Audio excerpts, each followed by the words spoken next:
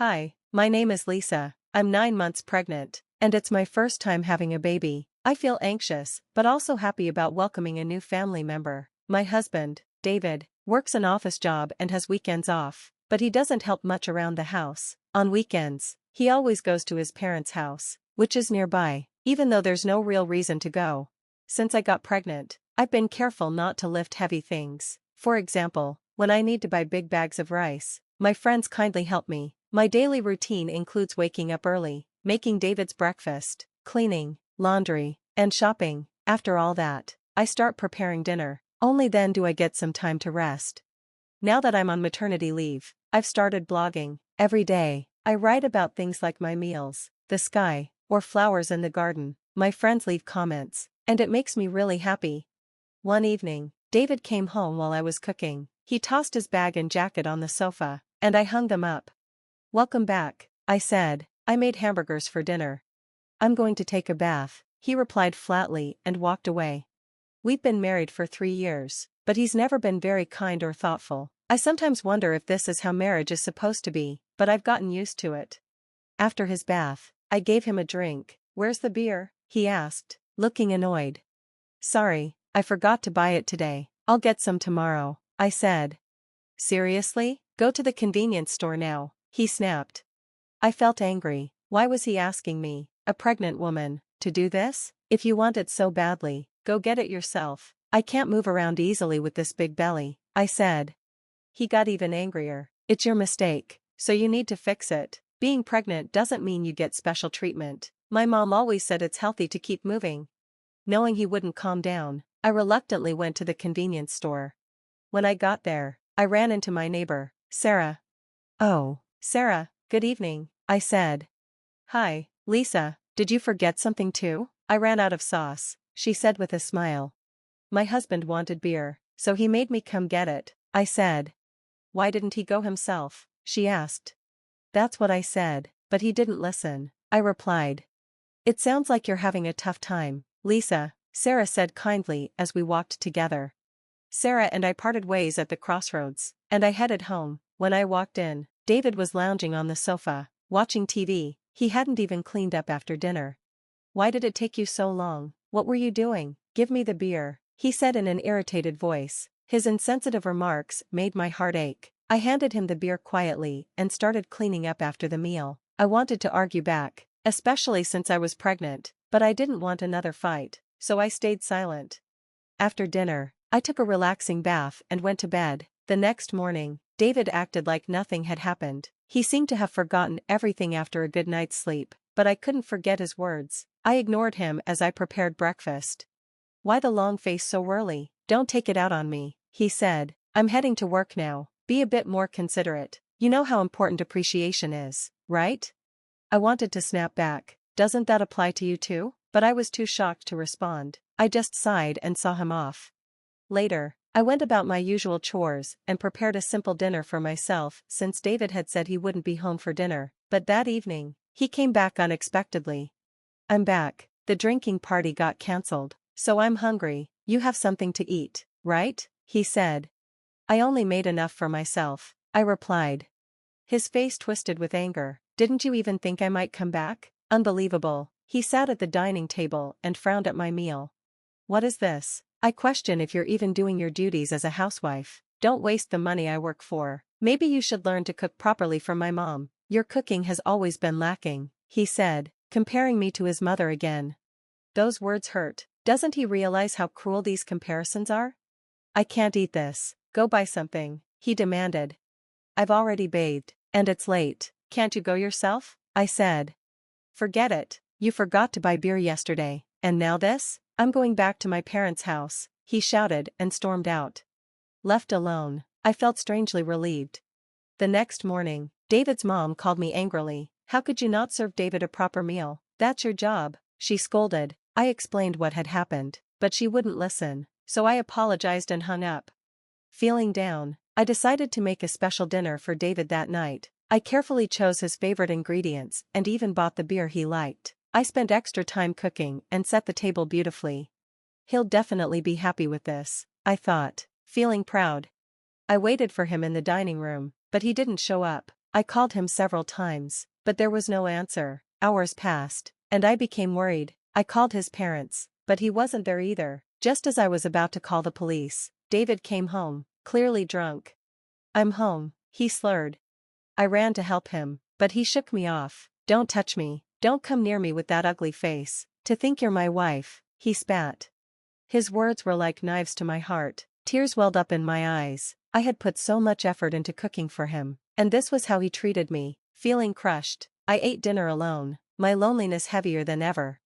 The next morning, David acted normal again. "My head hurts. I guess I drank too much. But why did you leave me in the hallway? You chose to lie down there," I said. "Aren't you my wife? You should have taken care of me," he said, as if everything was my fault. "David, if you weren't going to eat at home, you could have at least told me. I prepared a nice meal and tried calling you so many times," I said, holding back tears.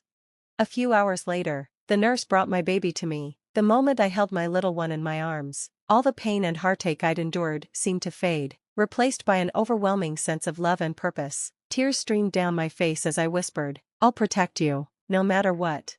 My parents were emotional too. "We're so proud of you," my mom said, her voice trembling.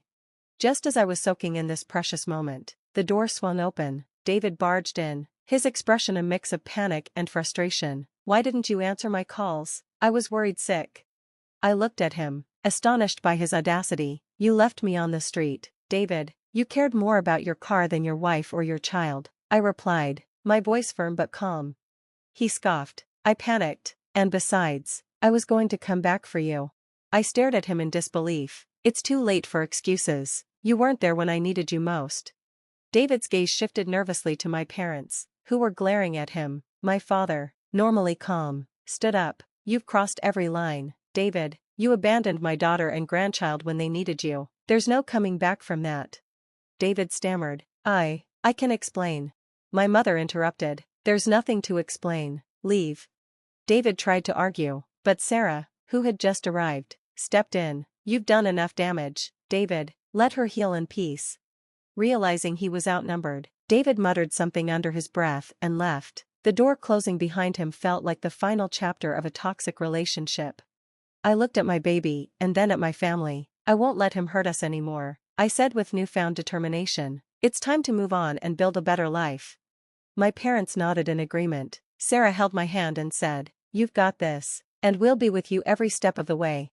In that moment, surrounded by love and support, I knew I was ready to face the challenges ahead and give my child the life they deserved, one filled with love, respect, and hope. I noticed Sarah wasn't in the room, and my mom explained that she had left a little while ago. Thinking about everything that happened, I felt grateful for her help. I promised my parents that once I was discharged from the hospital, I would visit Sarah to thank her properly.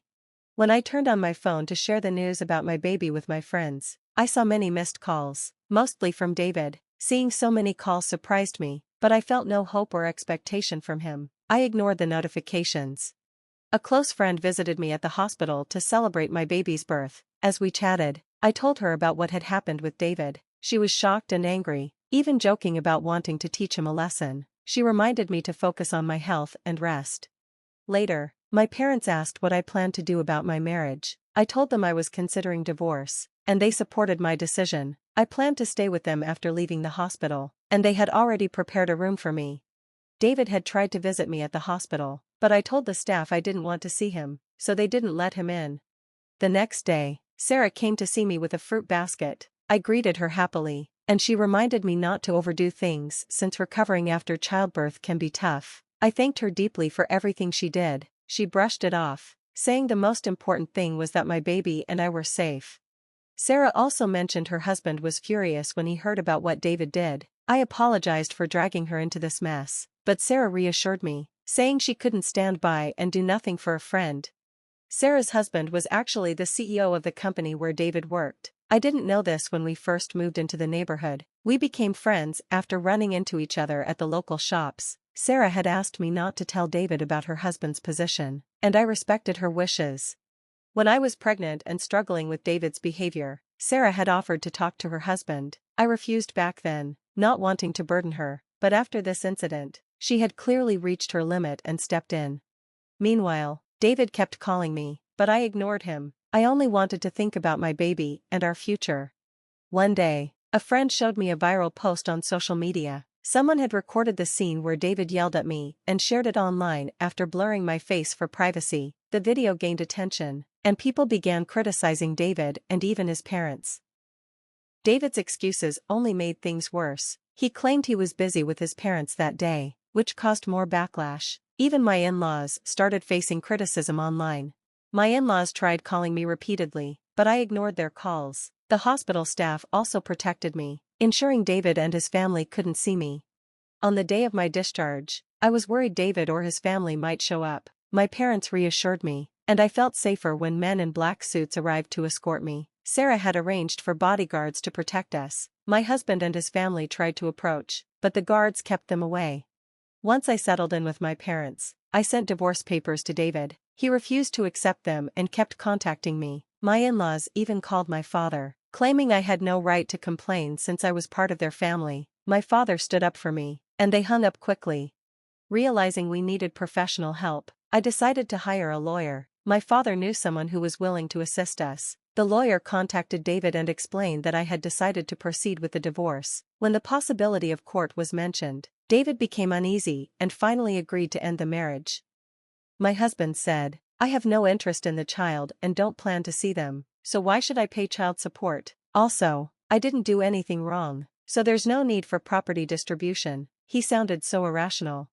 The lawyer calmly explained the legal rules, but my husband wasn't convinced. The lawyer finally said, "In that case, we'll settle this in court." Hearing this, my in-laws, who were listening nearby, panicked and immediately agreed to settle. When the lawyer told me, I was shocked I had ever married someone like him. After moving back to my parents' house, I kept in touch with Sarah. When I told her what happened, she jokingly said, "How about garnishing his retirement pay?" I couldn't help but smile at how sharp and clever she was. A little later, the lawyer called me. My husband wanted to apologize in person, but I suggested doing it over the phone with the lawyer present. On the day of the call, my parents and the lawyer were with me. My husband's voice came through the line. "Finally, you're answering. Apologize now, and I'll forgive you. Come back home, and let's be a couple again. The house is a mess. I might lose my job, and everyone is judging me. This is all your fault. You need to take responsibility." He kept blaming me, but I stayed calm. When he said, "You can't even respond properly. You're such a useless woman," I finally replied, "Just so you know, this call is being recorded as evidence. Goodbye." He was stunned. "Wait, you're recording this? That's not fair." I was joking. "I'm sorry, I can't live without you. Let's start over. I promise I'll do better." But I ended the call. I handed the recording to the lawyer and asked if it could be used as evidence. The lawyer shook his head and said, "He's unbelievable." My parents, just as shocked, decided we should cut ties with him completely. Instead of being angry, they felt disappointment and disbelief. Surprisingly, I found myself slightly enjoying the drama. The divorce was finalized quickly. Property and child support were settled without trouble. Sarah had told her husband, the CEO of my ex-husband's company, about everything. Since the CEO valued family loyalty, my ex-husband was disciplined and lost his job. He couldn't pay his mortgage and moved back in with his parents. With his reputation ruined, he struggled to find stable work, relying on short-term jobs. His parents, too, became the target of judgment from their neighbors and lived in constant worry. With my health improving and most of the chaos behind us, my parents, my baby, and I visited Sarah's home to thank her. Sarah and her husband welcomed us warmly, doting on my baby. My mom and Sarah became close friends, and so did my dad and her husband. Unexpectedly, I grew close to Sarah's son, who was about my age. A few years later, no one could have predicted that I might actually become part of Sarah's family. Life is full of surprises.